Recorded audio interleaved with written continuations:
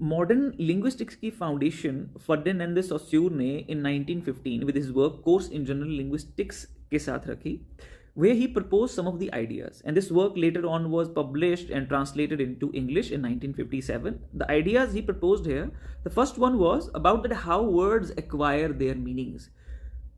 Till now, the linguists were following the method of historical study. They were trying to know that what was the origin of this word, from where this word was derived.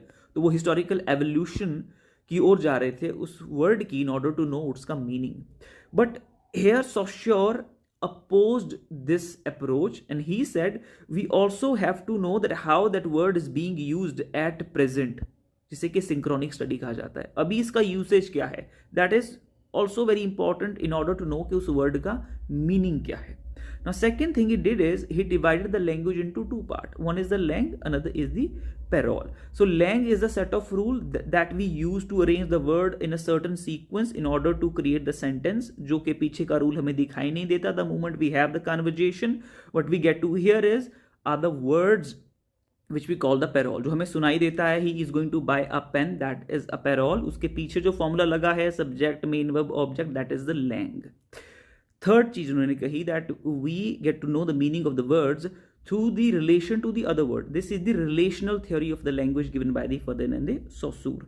आप dark कैसे समझते हो? Dark is the absence of the light and light is the absence of the dark. जब है ना, इस तरीके से हम एक दूसरे वर्ड के थ्रू हम उसका मीनिंग जानते हैं. What is man, what women not, what is women, what man not. ऐसे ही बाइनरी के थ्रू मीनिंग्स हमें अभी तक पता चल रहे हैं वर्ड्स के, जो कि एस्टेब्लिश्ड है इन द लैंग्वेज थ्योरी.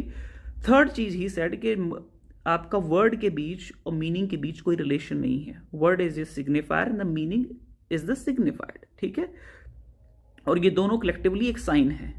ये इन्होंने बात की, उसके बीच का जो रिलेशन है वो आर्बिट्ररी है.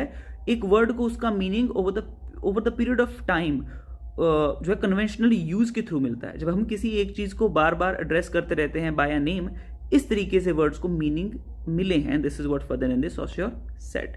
एंड देन ही कंक्लूडेड कि लैंग्वेज जो है वो बार बार अपने आप को ही रेफर करती है.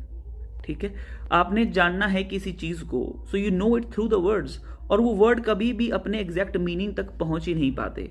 It is a long lasting chain.